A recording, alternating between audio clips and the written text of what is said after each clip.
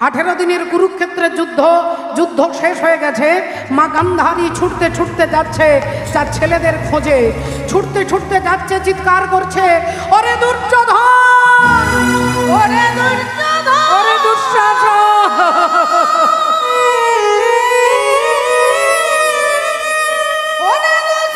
আমি তোদের দেখতে পাচ্ছি না কেন বাবা,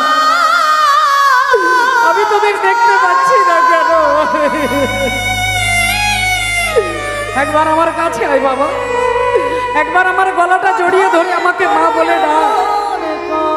এই দেখ আমি তোদের মা এসেছি, একবার আমার কাছে দাঁড়িয়ে আমার গলাটা জড়িয়ে ধরে আমাকে মা বলে ডাক।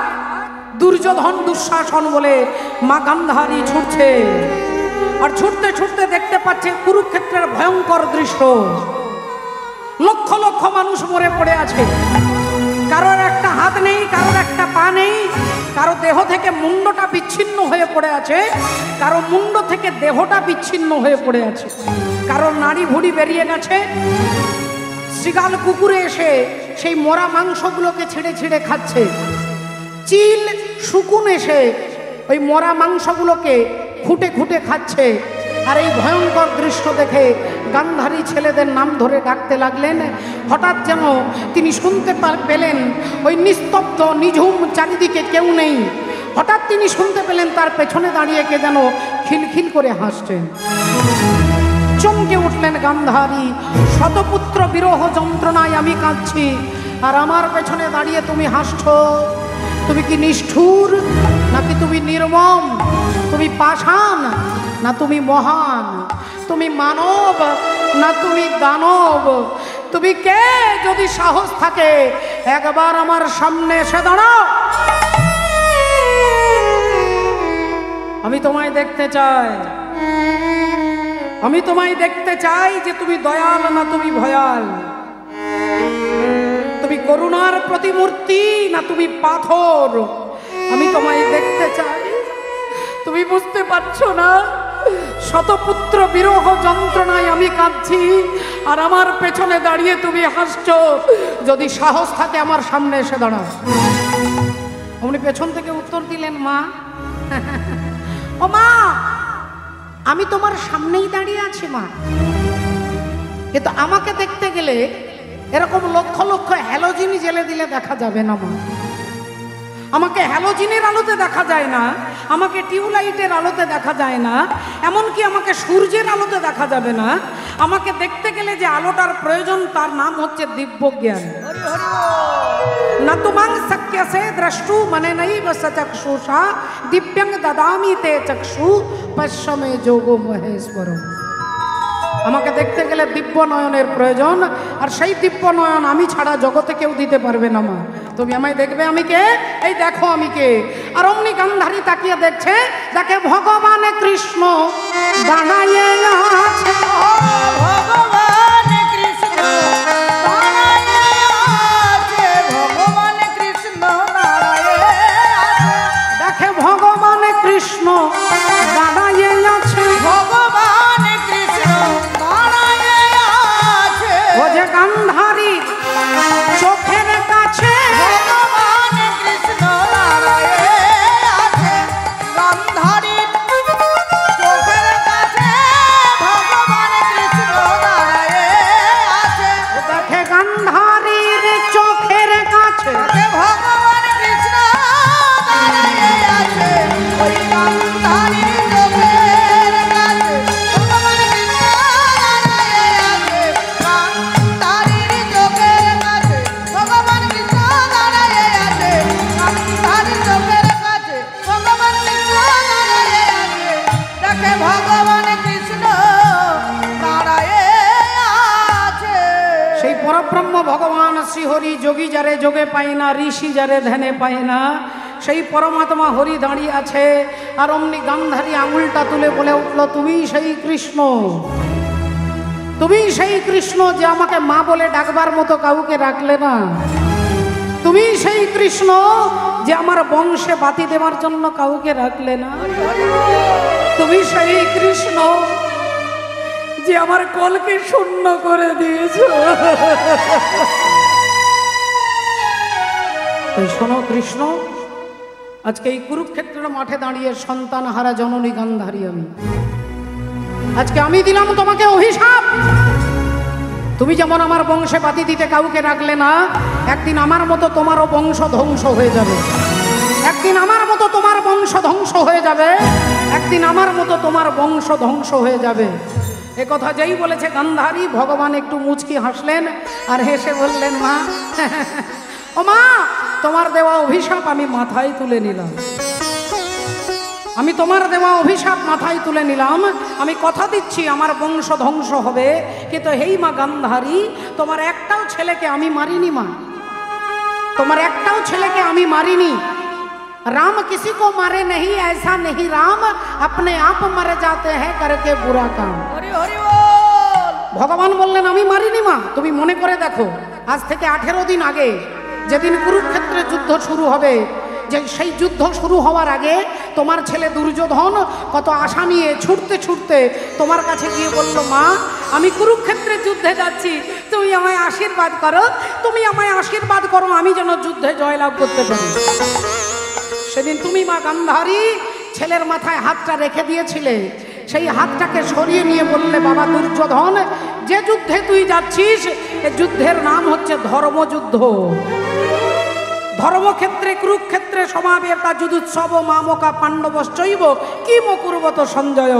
গীতার প্রথম শ্লোক, যেখানেই বলা হলো ধর্মক্ষেত্রে কুরুক্ষেত্রে, এই যে যুদ্ধটা তুই করতে যাচ্ছিস এ যুদ্ধের নাম ধর্মযুদ্ধ। আর এই ধর্মযুদ্ধে তুই হারবি না তুই জিতবি আমি বলতে পারবো না বাবা, আমি বলতে পারবো না। তবে হ্যাঁ, আমি তোর মা, তুই আমার ছেলে, তোকে আমি খালি হাতে যেতে দেবো না। এই তোর মা হয়ে তোকে আশীর্বাদ করে বলছি, ধর্মপক্ষের হবে জয়, যে পক্ষে শ্রীকৃষ্ণ রয়। ধর্মপক্ষের হবে জয়, যে পক্ষে শ্রীকৃষ্ণ রয়। এটা 18 দিন আগে তুমি তোমার ছেলেদের বলে এলে, আর আজকে কুরুক্ষেত্রের মাঠে দাঁড়িয়ে আমাকে অভিশাপ দিচ্ছ। রাধে রাধে। কৃষ্ণ ভুলিয়া জীব অনাদি বহির্মুখ, অতএব মায়া তারে দেয় সংসার আদি দুঃখ। এই কলিযুগের ধর্ম কি? চৈতন্য ভগবান বললেন, হরিনাম ছাড়া আর অন্য কোনো উপায় নেই বাবা। তাই সেই হরিনাম করতে বললেন, হাসি মাখা বদনে আর ছল ছল নয়নে, আনন্দ কাননে মন ভ্রময় নিবা। মায়েরা একটু উলু ধ্বনি দেবেন মাগো, হরি বলা হরি বলা।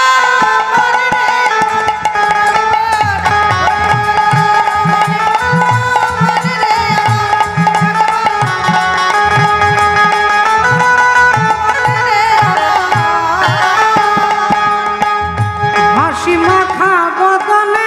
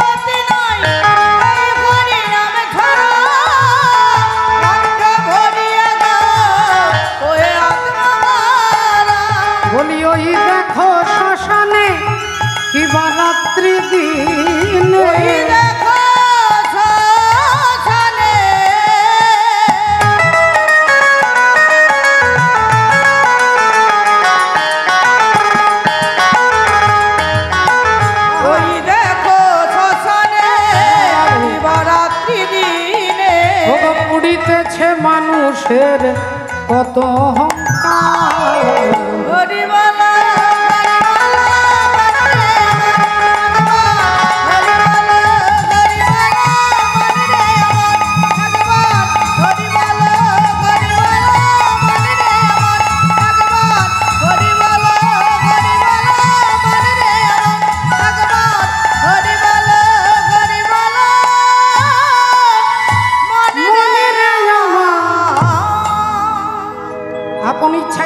কোটি বাঞ্ছা করে, কৃষ্ণ ইচ্ছা না হইলে বাঞ্ছা নাহি পুরে।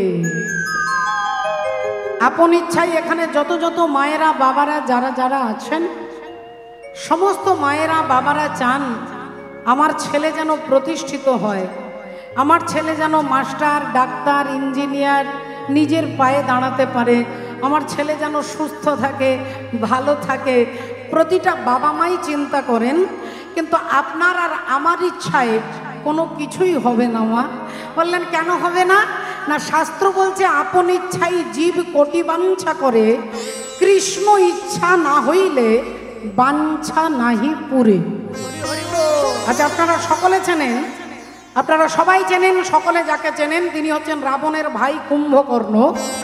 আর কুম্ভকর্ণের একটা ব্যক্তিগত ইচ্ছা ছিল যে আমি স্বর্গের রাজা ইন্দ্র হব, আমি স্বর্গের রাজা ইন্দ্র হব, আমি ইন্দ্রের সিংহাসনে বসবো, আমি ইন্দ্রের চেয়ারে বসবো, আমি সেখানে ইন্দ্রাসনটা আমি পাবো। ইন্দ্র হওয়ার জন্য তিনি তপস্যা করতে বসেছে, ইন্দ্রের চেয়ারটা পাবে বলে 10,000 বছর তপস্যা করেছে। সৃষ্টিকর্তা ব্রহ্মা তার কাছে এসে দাঁড়িয়েছেন। ব্রহ্মাজি বলে উঠলেন, বলো বাবা কুম্ভকর্ণ, আজকে তুমি যা চাইবে তোমাকে তাই দেব, বলো তুমি কি চাও, বলো তুমি কি চাও, তুমি আজকে যা চাইবে তাই দেব, বলো কি চাও। কুম্ভকর্ণের আগে থেকেই ভাবনা চিন্তা করে রাখা আছে যে আমি ইন্দ্রের আসনটা চাইব। তাই যেই ব্রহ্মাজি বলছে বলো তুমি কি চাও, আজকে যা চাইবে তাই দেব, অমনি কুম্ভকর্ণ বলতে যাচ্ছেন যে আমি ইন্দ্রাসন চাই। কিন্তু এমন সময় পরমাত্মা হরি তিনি চিন্তা করলেন কি করা যায়। মা সরস্বতী দেবীকে বললেন যাও ওর জিউ হাতে বসে যাও। আর সরস্বতী দেবী কুম্ভকর্ণের জিউ হাতে বসে গেলেন। আর যেই ব্রহ্মা বললেন বলো তুমি কি চাও, কুম্ভকর্ণ বলতে যাবে যে আমি ইন্দ্রাসন চাই, কিন্তু তার জিউ হাঁটা ঘুরে উল্টে বেরিয়ে গেল আমি নিদ্রাসন চাই। ব্রহ্মা বলে উঠলেন তথাস্তু, তুমি বাবা ঘুমিয়ে যাও, ঘুমিয়ে থাকাই ভালো তোমার। তাহলে তার ইচ্ছে ছিল, তার অনেক দিনের প্ল্যান ছিল, আমি ইন্দ্রের আসনটা নেব, ইন্দ্রের চেয়ারে বসবো, ইন্দ্রাসনটা চাইব। ভগবান ব্রহ্মা তাকে বললেনও বলো তুমি কি চাও, কিন্তু ভগবানের ইচ্ছে নেই বলে সরস্বতী দেবীকে পাঠিয়ে দিলেন। বল, তাহলে আপনার ইচ্ছার উপরে ডিপেন্ড করে না আপনি কি চাইবেন, ভগবত কৃপার উপরে নির্ভর করে। রাধে রাধে ভক্তমণ্ডলী, ভক্তিমতী মায়েরা, এই কারণে বিশ্বকবি রবীন্দ্রনাথ ঠাকুরের ভাষায় সংসার যবে মন কেড়ে লয়, জাগে না যখন প্রাণ, সংসার যবে মন কেড়ে লয়, জাগে না যখন প্রাণ, তখন হে না প্রণমী তোমায়, গাহি বসে তব গান। সংসার যবে মন কেড়ে লয়, জাগে না যখন প্রাণ, সংসার যবে মন কেড়ে লয়, জাগে না যখন প্রাণ। অন্তরে যাবে ক্ষমসে আমার শূন্য মনের বৃথায় উপহার, অন্তরে যাবে ক্ষমসে আমার শূন্য মনের বৃথায় উপহার, পুষ্পবিহীন পূজায় আয়োজন, ভক্তিহীন সে সংসার যবে মন কেড়ে লয়, জাগে না যখন প্রাণ, সংসার যবে মন কেড়ে লয়, জাগে না যখন প্রাণ। এই ভক্তমণ্ডলী, ভক্তিমতী মায়েরা, চৈতন্য ভগবান বললেন হরের নাম হরের নাম হরের নামৈব কেবলম, কলো নাস্তেব নাস্তেব নাস্তেব গতিরন্যত। হরি হরি বল, হরি রাধে রাধে। তাই আসুন ভক্তমণ্ডলী, ভক্তিমতী মায়েরা। পদকর্তা এক পাশে দাঁড়িয়ে কলম দিচ্ছেন, হরি বল, রাধে রাধে। তিনি বললেন, চারিবেদ ষড় দর্শন পড়িয়া যেজন, সে যদি গৌরাঙ্গ নাহি ভজে, বৃথা তার অধ্যায়ন, লোচনবিহীন সেজন, দরপনে অন্ধের কিবা কাজ। সাধন করনা চাহি রে মনवा, भजन करना चाहिए, साधन करना चाहिए रे मनवा, भजन करना चाहिए, साधन करना चाहिए रे मनवा, भजन करना चाहिए। और प्रेम लगाना चाहिए रे हरि से, प्रेम लगाना चाहिए से हरि से, प्रेम लगाना चाहिए हरि से, प्रीत लगाना चाहिए, साधन करना चाहिए रे मनवा, भजन करना चाहिए, साधन करना चाहिए रे मनवा, भजन करना चाहिए। এবার কি বলছে দেখো, নিত নহন से हरि मिले तो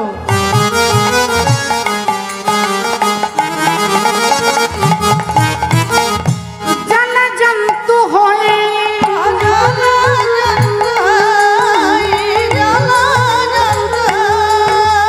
और फल मूल खा के हरि मिले तो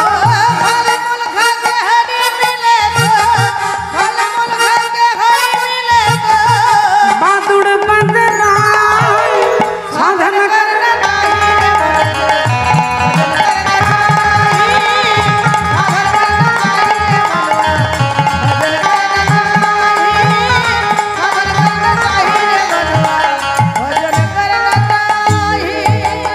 तुलसी पिंधिने हरि मिले तो मैं पिंधु पुदार झाड़,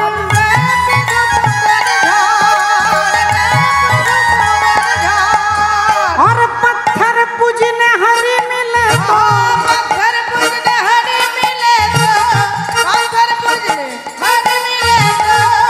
मैं पूजू पहाड़, साधन करना चाहिए रे मनवा, भजन करना चाहिए, साधन करना चाहिए रे मनवा, भजन करना चाहिए, साधन करना चाहिए रे मनवा, भजन करना चाहिए। दूध पीने से हरि मिले तो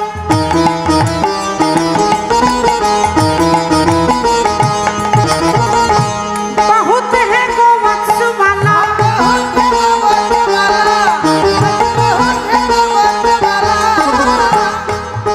কি বলছেন, আরে মেরা কহে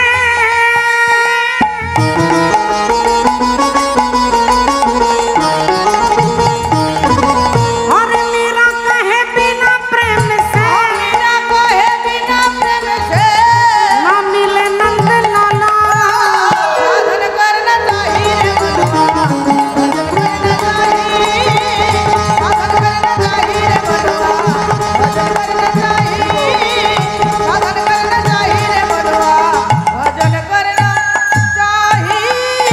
এবার বাবা ঠাকুর একটু ভালো করে ভেবে দেখুন, 1 2 3 4 5 6 7 8 9, এই 9টা সংখ্যা।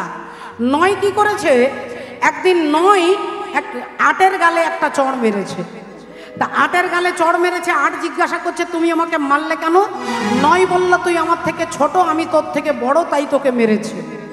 8-এর খুব রাগ হয়েছে, আমি ছোট বলে তুমি আমাকে মেরেছ। 8 রেগে গিয়ে 7-এর গালে একটা চড় মেরেছে। 7 বলল দাদা তুমি আমাকে মারলে কেন? বলে আমি বড় তুই ছোট, তাই তোকে মেরেছি। 7 বলল আচ্ছা আমি ছোট বলে তুমি আমাকে মেরেছ। 7 রেগে গিয়ে 6-এর গালে একটা চড় মেরেছে। 6 বললেন আমাকে মারলে কেন? বলে তুই ছোট আমি বড়। এই মারতে মারতে মারতে এখন 2 একটা চড় মেরেছে 1-এর গালে, আর 1কে যেই চড় মেরেছে, এবার যিনি 0 তিনি লুকিয়ে বেড়াচ্ছে, তিনি লুকোচ্ছে, তক্তার তলায় লুকোচ্ছে, দরজার কোণে লুকোচ্ছে, তা 0 লুকিয়ে বেড়াচ্ছে। 1 বলল ভাই এদিকে আয়।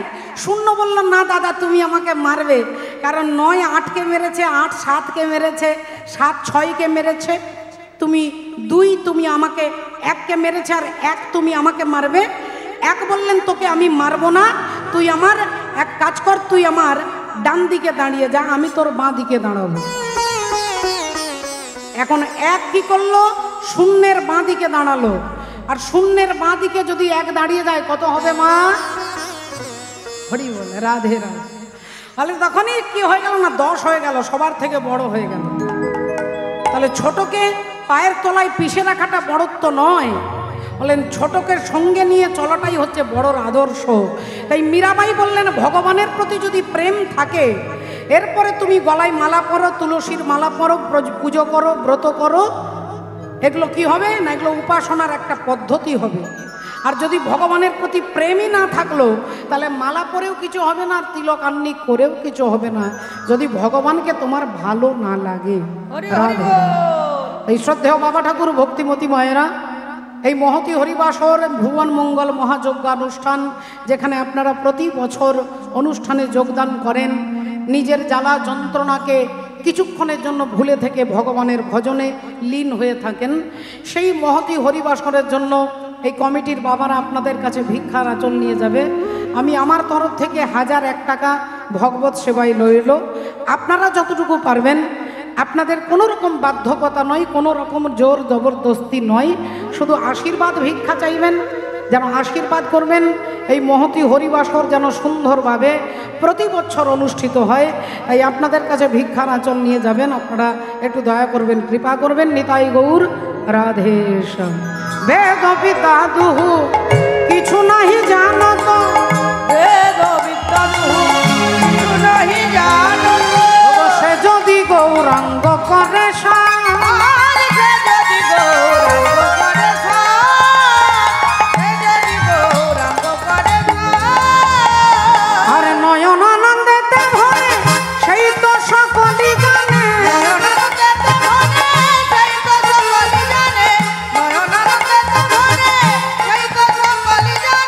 সর্বসিদ্ধি কর তলে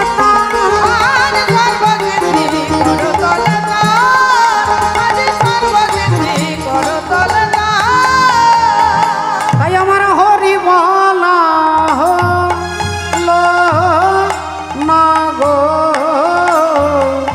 হরি বলা।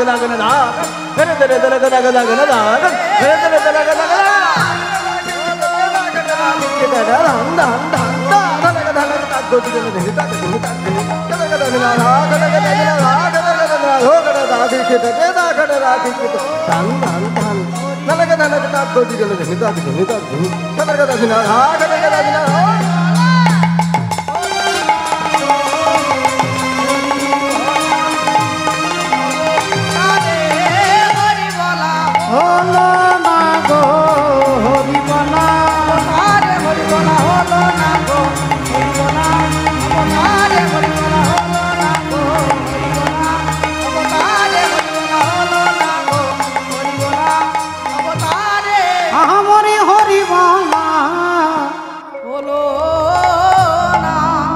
জয় জয় জগৎ গুরু, তুমি বাঞ্ছা কল্পতরু, সিক্ত কর তপ্ত মরু করুণা তোমার। তুমি মাতা, তুমি পিতা, তুমি জগতের ত্রাতা, কেহ নাই তোম ভিন্ন ইয়ার। জয় রাধে।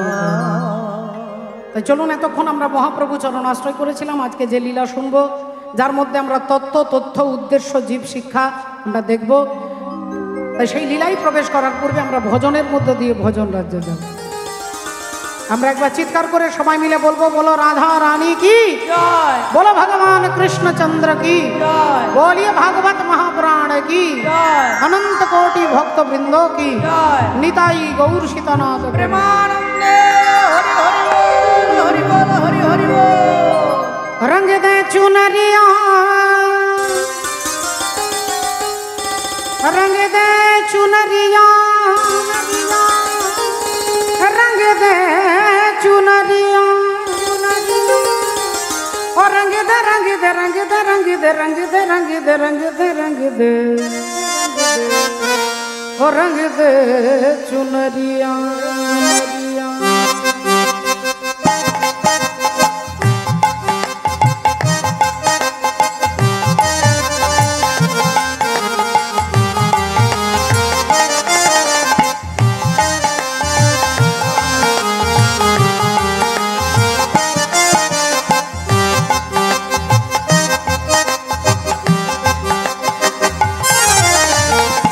रंग दे चुनरिया, ओ रंग दे चुनरिया, ओ रंग दे चुनरिया, ओ रंग दे चुनरिया, ओ शाम पिया मोरी रंग दे चुनरिया, ओ रंग दे चुनरिया, रंग दे चुनरिया।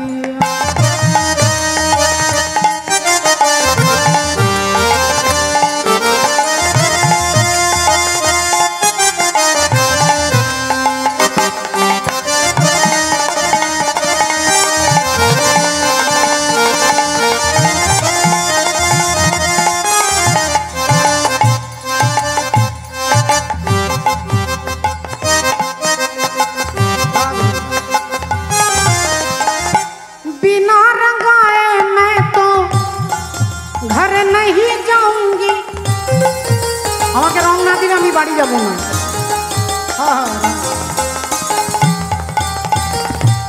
बिना रंगाए मैं तो घर नहीं जाऊंगी। पादा दानी दादा गा, पादा मापा गमगा, पादा मापा गमरे, गमरे गजनी सा, सरे गम पापा, धापा मगा पापा, रे गम पा धा धा, धापा मगा पापा, निजा गा निजा गा निजा निजा गा निजा गा निजा निजा गा निजा गा निजा गा निजा निजा गा गा रे, निजा गा गा रे, निजा गा गा रे रे मामा गा मा पा गा ने धा पा मा पा गा म रे गा सा रे निजा ध निजा गा।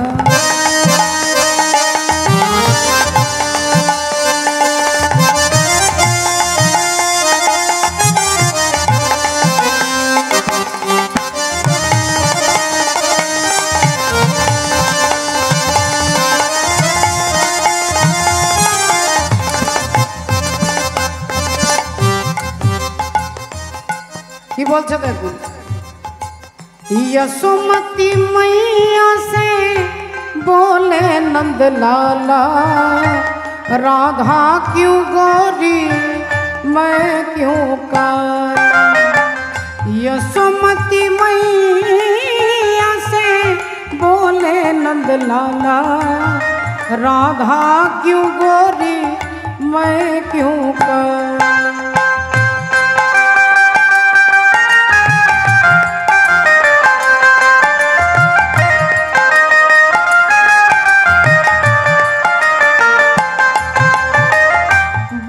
मुस्काती मैया सुन मेरे प्यारे, बोली मुस्काती मैया सुन मेरे प्यारे, करिया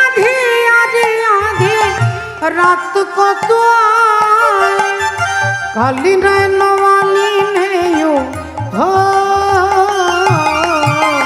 काली नैन वाली नहीं हो ऐसा जादू धारा इसलिए काला यशोमती मैया से बोले नंद लाला राधा क्यों गोरी मैं क्यों काला।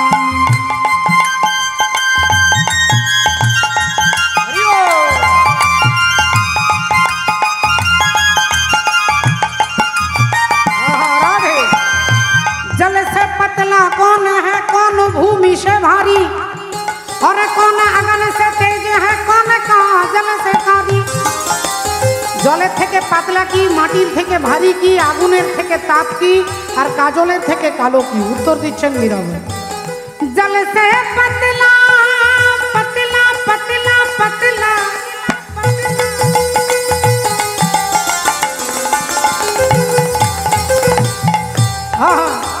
जल से पतला ज्ञान है और पाप भूमि से भारी। क्रोध अगन से तेज है क्रोध अगन से तेज है और कलंक का जल से कारी। रंग दे चुनरिया ओ रंग दे चुनरिया ओ रंग दे चुनरिया ओ रंग दे चुनरिया रंग दे चुनरिया रंग दे चुनरिया। সকলে চরণে দণ্ডবোধ প্রণাম জানিয়ে আজকে আমরা শুনবো ভক্তমণ্ডলী ভক্তিমতী মায়েরা। দেখুন আমরা জীব যেদিন জন্মগ্রহণ করেছে সেদিন 6টা গুণ আমার সঙ্গে সঙ্গেই জন্মগ্রহণ করেছে। কাম ক্রোধ লোভ মোহ মদ মাৎসর্য এই ষড়রিপু। এর মধ্যে ভয়ঙ্কর সবথেকে ভয়ঙ্কর হচ্ছে অহংকার। রাবণ রাজা 4টে বেদ মুখস্থ করেছিলেন। রাবণ রাজার বাড়িতে কোন কোন দেবতারা চাকরি করতে যেতেন? সৃষ্টিকর্তা ব্রহ্মা তিনি টিউশন পড়ানোর জন্য যেতেন। ব্রহ্মাকে যেতে হতো টিউশন পড়াতে। যে যমরাজাকে রাষ্ট্রপতি থেকে পাবলিক পর্যন্ত আর পিঁপড়ে থেকে হাতি পর্যন্ত সবাই যমরাজাকে ভয় পায়, সেই যমরাজা রাবণের বাড়িতে যে ঘোড়াগুলো ছিল তার ঘাস কেটে দেওয়ার জন্য যমরাজাকে যেতে হতো। রাবণের বাড়িতে এসি মেশিন বসিয়ে দিয়েছিলেন। গ্রীষ্মকালে গরম লাগবে না, শীতের সময় ঠান্ডা লাগবে না। এয়ার কন্ডিশন মেশিন পবন দেবতা। শীতকালে গরম বাতাস আর গ্রীষ্মকালে ঠান্ডা বাতাস এই এসি মেশিন বসিয়ে দিয়েছিলেন। রাবণের কখনো জলের কষ্ট হতো না। বরুণ দেবতা তার সারাক্ষণ 24 ঘন্টা জল সাপ্লাই দিতেন। এত এত দেবতারা যে রাবণের কাছে ইশারাতে উঠতো আর বসতো, সেই রাবণ রাজা বিনাশ হয়ে গেলেন। তার ট্যালেন্টের কোনো অভাব নেই।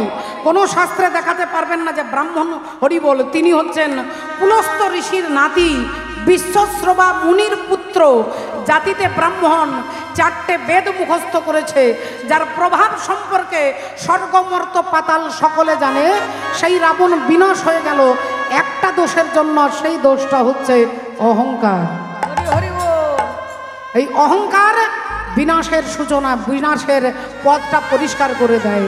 তাই অহংকারকে রাধে রাধে। অহংকার আসে কোথা থেকে?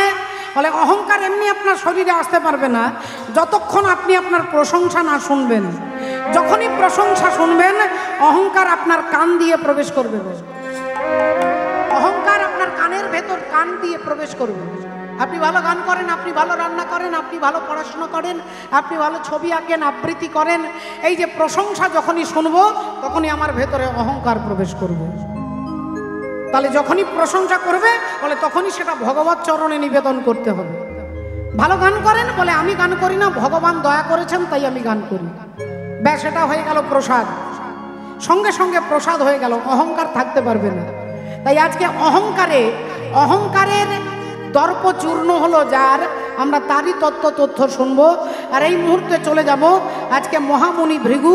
সেই ভৃগু মুনি যজ্ঞ করছেন, স্বর্গ মর্ত পাতাল সবাইকে নেমন্তন্ন করেছেন। সবাই এসেছেন ভৃগু মুনির যজ্ঞে।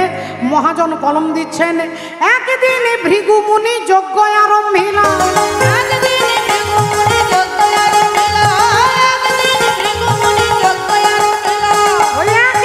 ভৃগু মুনি যজ্ঞ আরম্ভিলা।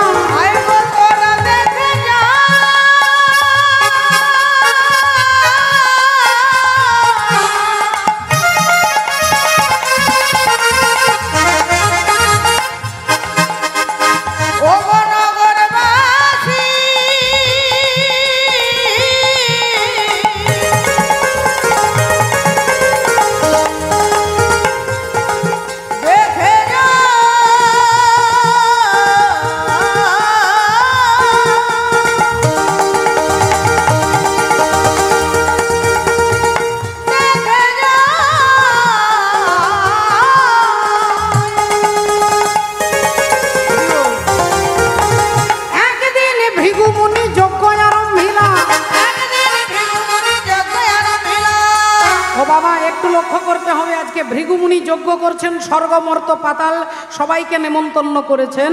তাই সবাই, সমস্ত দেবী দেবতা যথার্থ সময়ে নিজের নিজের চেয়ারে আপনারা যেভাবে বসেছেন সেইভাবে সমস্ত দেবতা, যোগী, ঋষি, মুনি, গন্ধর্ব সবাই নিজের নিজের চেয়ারে বসেছে।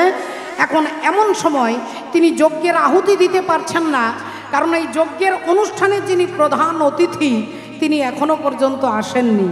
আর সেই প্রধান অতিথিকে না, তিনি হচ্ছেন বাবা ভোলেনাথের শ্বশুর মশাই, যার নাম হলো প্রজাপতি দক্ষ রাজা।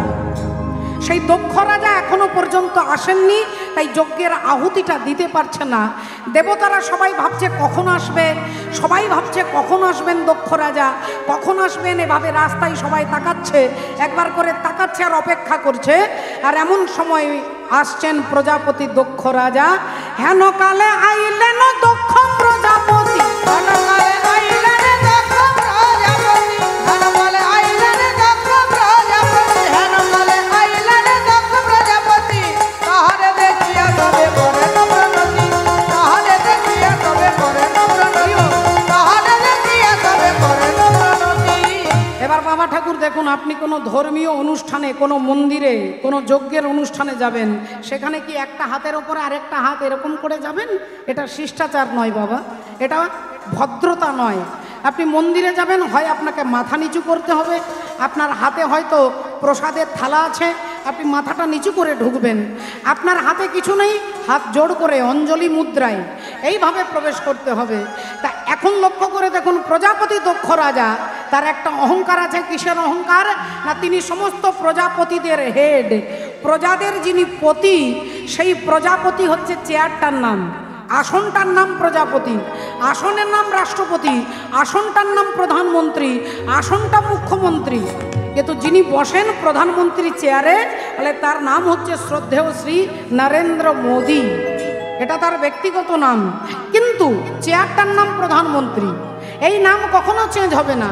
প্রধানমন্ত্রী 10 বছর, 20 বছর, 40 বছর পরে চেঞ্জ হতে পারে, কিন্তু চেয়ারটা কখনোই চেঞ্জ হবে না। তাই প্রধানমন্ত্রী এই চেয়ারটা চেঞ্জ হওয়ার নয়, তাই প্রজাপতি হচ্ছে চেয়ারটার নাম। আর ওই চেয়ারটাতে যিনি বসেন তিনি হচ্ছেন দক্ষ রাজা।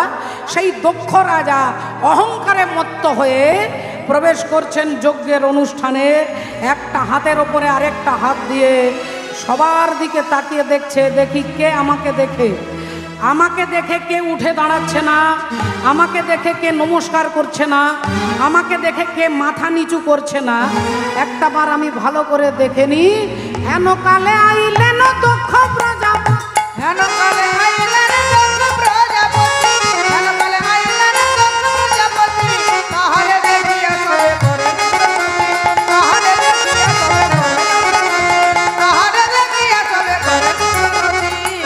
আর দেখে নিলেন, দেখলেন সবাই আমাকে উঠে দাঁড়িয়ে নমস্কার করছে, সবাই আমাকে দেখে উঠে দাঁড়িয়েছে, সবাই আমাকে দেখে হাত জোড় করেছে, সবাই আমাকে দেখে মাথা নিচু করছে। এই অহংকারের মাত্রাটা আরও বেড়ে যাচ্ছে। আর হঠাৎ করে দেখতে পেলেন ডান দিকের কোণে 3টে চেয়ারে 3 জন বসে আছে, যারা উঠেও দাঁড়াচ্ছেন না, মাথাও নিচু করছে না, আর হাতও জোড় করছে না। অমনি প্রজাপতি দক্ষ রাজার মেজাজ খারাপ হয়ে গেল। তিনি ভাবলেন, এত বড় স্পর্ধা তোমাদের, এখানে সবাই দেখে আমাকে দেখে সকলে নমস্কার করছে, আর তোমরা 3 জন চেয়ারে বসে আছো, না তোমরা উঠে দাঁড়াচ্ছ, না তোমরা নমস্কার করছো। একবার ভালো করে দেখে নি তোমরা কে, তারপরে 12টা বাজিয়ে ছাড়বো। এই বলে যেই দক্ষ প্রজাপতি দেখতে গেলেন, অমনি দেখতে গিয়ে দেখলেন, আরে ও তো প্রথম চেয়ারে বসে আছে আমার বাবা।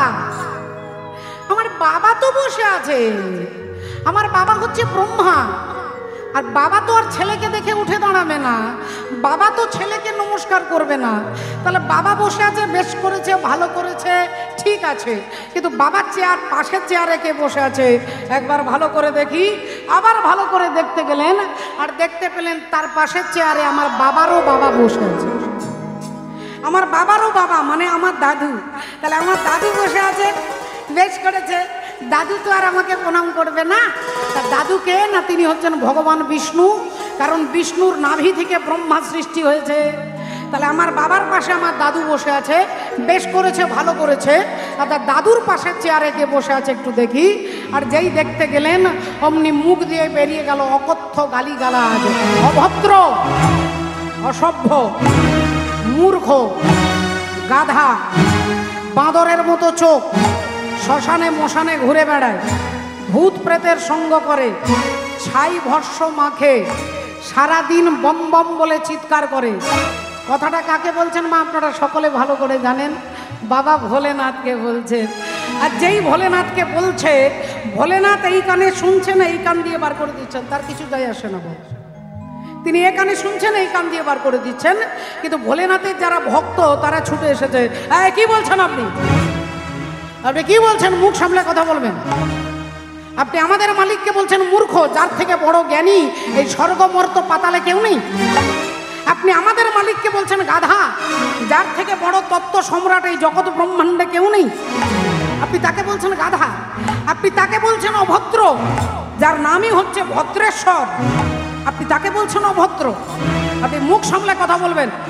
আপনি প্রজাপতি বলে আপনি আমাদের মালিককে যাচ্ছে তাই বলতে পারেন না। অমনি ভৃগুমুনি ছুটে এলেন, একবারে কথা বলবে না, চুপ চুপ, কোনো কথা বলবে না।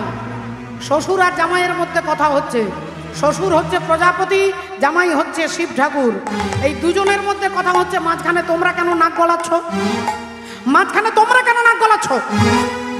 আমি ভৃগুমুনি তোমাদেরকে অভিশাপ দিচ্ছি, আজ থেকে শিবগণ সব পাষণ্ডী হয়ে যাবে।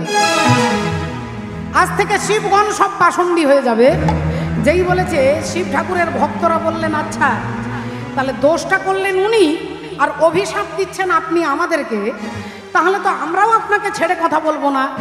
আপনি হতে পারেন ব্রাহ্মণ ভৃগু, কিন্তু আজ থেকে আমরাও অভিশাপ দিচ্ছি, আজ থেকে ব্রাহ্মণ হবে লক্ষ টাকার ভিখারি। আজ থেকে ব্রাহ্মণ হবে লক্ষ টাকার ভিখারি। শিব ঠাকুর দেখলেন এখানে করোনার 3 নম্বর ঢেউ চলে এসেছে, এখানে আর থাকা যাবে না, এখান থেকে বেরিয়ে চলে যায়। তিনি মনের আনন্দে হরিনাম করতে করতে ওখান থেকে বেরিয়ে চলে যাচ্ছে। দেখুন, আচ্ছা ভক্তিমতী মায়েরা একটু ভালো করে বিচার করে দেখুন, আর মাত্র 1 মাস পরে দুপুর 2টোর সময় যদি কেউ সোয়েটার পরে, চাদর গায়ে দেয়, কানে মাফলার দিয়ে, আর দুপুর 2টোর সময় রাস্তা দিয়ে হেঁটে হেঁটে যায়, বৈশাখ মাসের দুপুর 2টোয় সোয়েটার চাদর পরে রাস্তা দিয়ে যদি কেউ যায়, আপনারা তাকে কি বলবেন? কি বলবেন? হয় পাগল, নইলে বলবেন জ্বর হয়েছে। হয় বলবেন তার জ্বর হয়েছে, ঠান্ডা লাগছে, আর নইলে বলবেন তার মাথাটা খারাপ হয়ে গেছে। তাহলে যার জ্বর আছে তার ঠান্ডা লাগবে, যার অহংকার আছে তার অভিমান থাকবে, অভিমানে ঠান্ডা লাগবে। যার ভেতরে অভিমান আছে তার অহংকারের ঠান্ডা লাগবে, আর যার ভেতরে কোনো অভিমানও নেই তার কোনো ঠান্ডাও লাগবে না। তাই দেখুন আজকে লক্ষ্য করে, বাবা ভোলেনাথ তার ভেতরে কোনো অহংকার নেই, তাই তিনি তাকে এতগুলো কথা বলছে, তাকে বলছে মূর্খ। জগৎ ব্রহ্মাণ্ডের তত্ত্ব সম্রাট, স্বর্গমর্ত পাতালের একমাত্র তত্ত্ব সম্রাট হচ্ছেন বাবা ভোলেনাথ। আর বাবা ভোলেনাথের পরে যদি কেউ তত্ত্ব সম্রাট থাকে, তিনি হলেন সুখদেব গোস্বামী।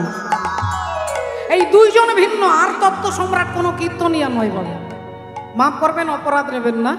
কোনো কীর্তনিয়াকে যখন তত্ত্ব সম্রাট বলবেন তখন ওপরে ভগবান হাসবে। কীর্তনিয়া তত্ত্ব সম্রাট হতে পারে না। তত্ত্ব সম্রাট যিনি, তিনি ঘরে থাকবে না।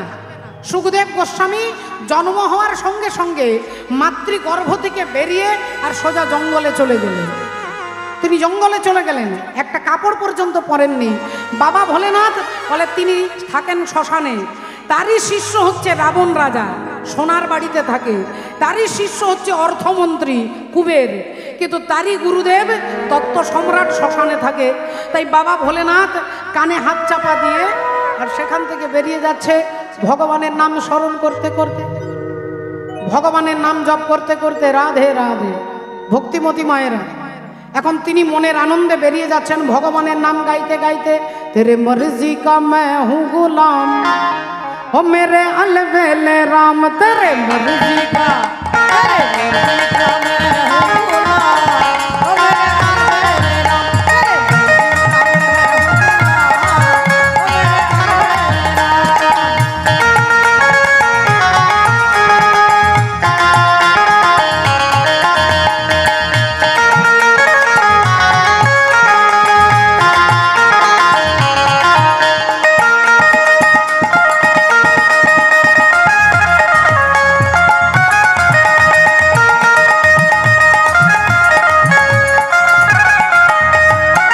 अलबेल राम मेरे अलबेल राम, अलबेल राम मेरे अलबेल राम, अलबेल राम मेरे अलबेल राम, अलबेल राम मेरे अलबेल राम। तेरे मर्जी का मैं हूँ गुलाम, ओ मेरे अलबेल राम।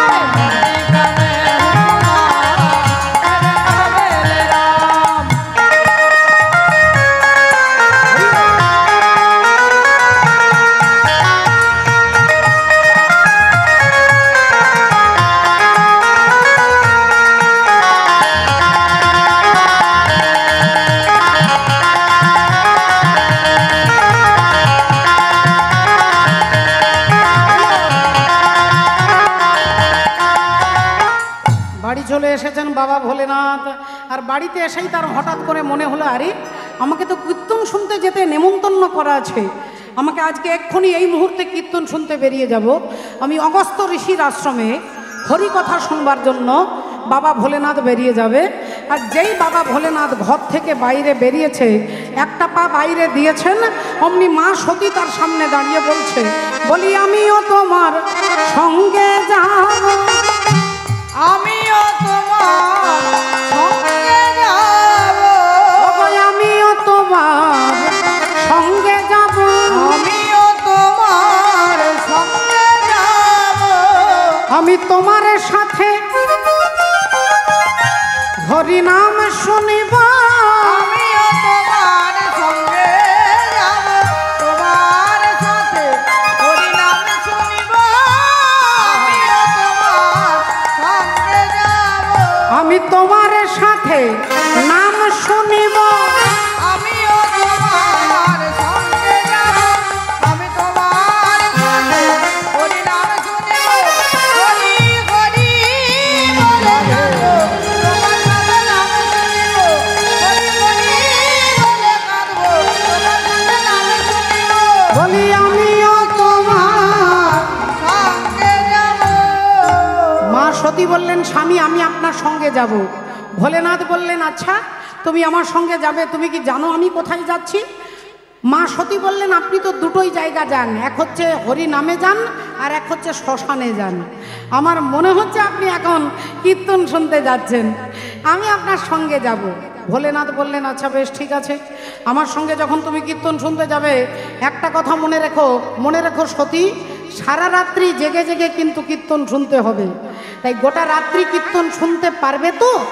সতী বললেন, আপনি যদি পারেন তাহলে আমি কেন পারবো না? বেশ তাহলে চলো। দুজনেই ষাঁড়ের পিঠে চেপে দুজনেই যাচ্ছেন অগস্ত্য ঋষির আশ্রমে হরিকথা শুনবার জন্য। দুজনে যেভাবে গিয়েছেন, সারা রাত্রি বসে হরিকথা শুনেছেন, সকালবেলায় দুজনেই ফিরে আসছে। সারা রাত্রি কীর্তন শুনে স্বামী স্ত্রী দুজনে ষাঁড়ের পিঠে চেপে আবার আকাশ মার্গে ওপরের দিয়ে দুজনেই বাড়ি ফিরে আসছে। এমন সময় অর্ধেক রাস্তায় বাবা ভোলেনাথ হাতে তালি দিয়ে হাসছেন, আর হাতি তার তালি দিচ্ছে আর খিলখিল করে হাসছে আর বলছে, বাবা বাবা খুব ভালো খুব ভালো। হাতে তালি দিচ্ছে আর হাসছে। তা মা সতী চমকে উঠলেন, স্বামী কি হলো? অর্ধেক রাস্তায় আপনি হাতে তালি দিয়ে হাসছেন, ব্যাপারটা কি? ভোলেনাথ বললেন, সতী একবার নিচের দিকে তাকিয়ে দেখো। আর নিচের দিকে তাকিয়ে দেখছেন, মা সতী দেখছেন ভগবান রামচন্দ্র একটা গাছকে জড়িয়ে ধরে কাঁদছেন। বাবা হরি হরি বল। একটা গাছকে জড়িয়ে ধরে কাঁদছেন, আর রামচন্দ্র বলছেন, ওরে বৃক্ষ তুই তো অনেক উঁচু, অনেক লম্বা, তুই অনেক লম্বা, অনেক বড়, তুই কি আমার সীতাকে দেখেছিস? আমি আমার সীতাকে খুঁজে পাচ্ছি না, আমি আমার সীতাকে খুঁজে পাচ্ছি না, তুই কি আমার সীতাকে দেখেছিস? গাছটা চুপচাপ দাঁড়িয়ে আছে। এমন সময় একটা হাতিকে দেখতে পেয়েছে রামচন্দ্র, হাতির সুরে গিয়ে জড়িয়ে ধরে বলছে, ওরে হস্তি তুই কি আমার সীতাকে দেখেছিস? হাতি চুপ করে আছে। হরিণকে দেখে বলছে, ওরে হরিণ তুই কি আমার সীতাকে দেখেছিস? আমি সারা সকাল থেকে তাকে খুঁজছি, আমি খুঁজে পাচ্ছি না। এমন সময় একটা পাখি উড়ে যাচ্ছে, আর রামচন্দ্র ওই পাখিটাকে বলছে, ওরে পক্ষী একটু দাঁড়া, একটু দাঁড়া। ওরে তুই তো অনেক উঁচু নীল আকাশে উড়ে যেতে পারিস, তুই কি আমার সীতাকে দেখেছিস? রামচন্দ্র পাগলের মতো কাঁদছে আর জিজ্ঞাসা করছে, আমার সীতাকে দেখেছিস, আমার সীতাকে দেখেছিস? আর ওপরে বাবা ভোলেনাথ হাসছে আর হাতে তালি দিচ্ছে। কারণ ভোলেনাথ তত্ত্ব সম্রাট, ভোলেনাথ জানে যে রামচন্দ্র যে সীতার জন্য কাঁদছে, যে সীতাকে রাবণ রাজা তুলে নিয়ে গেছে, সেই রামচন্দ্রের অনুমতি ছাড়া রাবণ রাজা সীতা দেবীকে তুলতে পারতেন না। বাবা যদি রামচন্দ্রের অনুমতি না থাকতো তাহলে রাবণ রাজা সীতা দেবীকে হরণ করতে পারতেন না। রাবণ কেন, রাবণের ঠাকুর দাদাও পারতেন না যদি রামচন্দ্র অনুমতি না দিত। আপনারা বলবেন তাহলে রামচন্দ্রের অনুমতিতে রাবণ রাজা সীতা দেবীকে নিয়ে গেছে? বললেন হ্যাঁ নিয়ে গেছে। কোন দিন? বলে যেদিন রামচন্দ্র বিবাহ করে নিয়ে এলেন সীতা দেবীকে শ্বশুর বাড়ি। শ্বশুর বাড়িতে এসে মা সীতা শ্বশুর বাড়িতে এক ফোঁটা জল গ্রহণ করেননি, এক বিন্দু জল খাননি। 3 দিন জল গ্রহণ করেননি। রাজা দশরথ শ্বশুর মশাই বৌমাকে ডেকে জিজ্ঞাসা করছেন, মা তুমি আমার ঘরে কিচ্ছু খাচ্ছ না কেন মা? আজ 3 দিন নাকি তুমি জল গ্রহণ করনি, কেন? সীতা দেবী বললেন, বাবা আপনি বুঝতে পারছেন না, আপনি ব্রাহ্মণকে বধ করেছেন, আর অপরাধীর রাজ্যে অপরাধীর বাড়িতে আমি জলগ্রহণ করতে পারছি না। বললেন, মা আমি ব্রাহ্মণ বধ করেছি? বললেন, আপনি মনে করে দেখুন, একদিন আপনি জঙ্গলে মৃগয়া করতে যাচ্ছিলেন, আর জঙ্গলের মধ্যে স্বামী স্ত্রী দুজনেই অন্ধমুনি তার ছেলে সিন্ধুকে ডেকে বলছে, যা তো বাবা, পিপাসায় গলাটা শুকিয়ে গেছে, একটু জল নিয়ে আয়। ছেলে বাবার জন্য জল আনতে যাচ্ছে, ছেলে যাচ্ছে বাবার জন্য জল আনতে, আর শূন্য কলসিটা জলে ডুবিয়েছে। আর শূন্য কলসি জলে ডোবালে একটা শব্দ হয়, আর সেই শব্দটা রাজা দশরথ শুনে ভাবছে কোনো বনের পশু জল খাচ্ছে, মনে করে শব্দভেদী বানটাকে ছুড়ে দিয়েছে। আর যেই বানটাকে ছুড়ে দিয়েছে অমনি বান গিয়ে সোজা লেগেছে কোথায় না, সিন্ধুর বুকে। সিন্ধু চিৎকার করে উঠলেন, ও গো বাবা গো বাবা,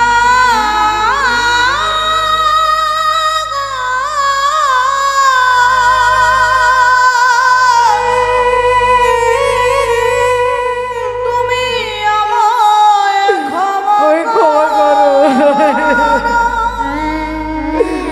আমি তোমাকে জল দিতে পারলাম না বাবা, তোমার পিপাসা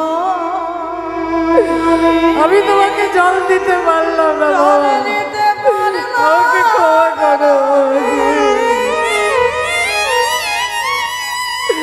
রাজা দশরথ ছুটে গিয়ে দেখছে ঋষিপুত্র রক্তাক্ত কলেবরে পড়ে আছে। ছুটে গিয়ে রাজা দশরথ তাকে কোলে নিয়েছে। আমাকে ক্ষমা করবেন, আমি আপনাকে হরিণ মনে করে শব্দভেদী বাণে আঘাত করেছি। সিন্ধু বললেন, মহারাজ এতে আপনার কোনো দোষ নেই, সবই আমার কপালের লেখা। কিন্তু মহারাজ আমার একটাই বক্তব্য, আমার একটাই দুঃখ, আমার মা বাবা দুজনেই অন্ধ, তারা জলের জন্য অপেক্ষা করছে, আমি তাদের জন্য জল আনতে এসেছিলাম। এ জন্মে আর কোনো দিন আমার বাবাকে আমি জল দিতে পারবো, এ জন্মে আমি জল দিতে পারবো না। রাজা দশরথ বললেন, আমি আপনার বাবাকে জল দিয়ে আসব, আমি কথা দিচ্ছি আপনার অন্ধ পিতা মাতাকে আমি জল দিয়ে আসব। আর অমনি সিন্ধু মৃত্যুর কোলে ঢলে পড়লেন। সত্যবাদী রাজা দশরথ মাটির কলসি করে জল এনে অন্ধমুনির কাছে দাঁড়ালেন। অন্ধমুনি চোখে অন্ধ কিন্তু জ্ঞানে তো অন্ধ নন। তিনি বললেন, কে আপনি? না, আমি অযোধ্যার রাজা দশরথ। কেন এসেছেন? বললেন, আপনাকে জল দিতে এসেছি। না না না, আমাকে জল দিতে হবে না, আমার ছেলে জল আনতে গেছে, আমার ছেলে এক্ষুনি আসবে, আমাকে জল দেবে। রাজা দশরথ বললেন, কিছু মনে করবেন না, আপনার পুত্রকে কিছুক্ষণ আগে আমি হত্যা করেছি। না হতে পারে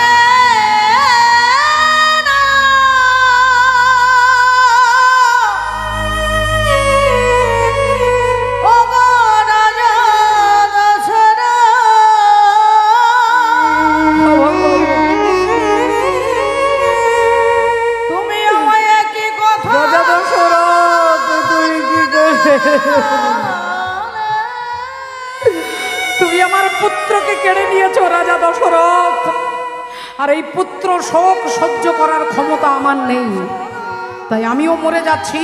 কিন্তু মরে যাবার আগে তোমাকে অভিশাপ দিয়ে যাচ্ছি, যে পুত্র শোক তুমি আমাকে দিলে একদিন আমার মতো পুত্র শোকে তুমিও মরবে, আমার মতো পুত্র শোকে তুমিও মরবে।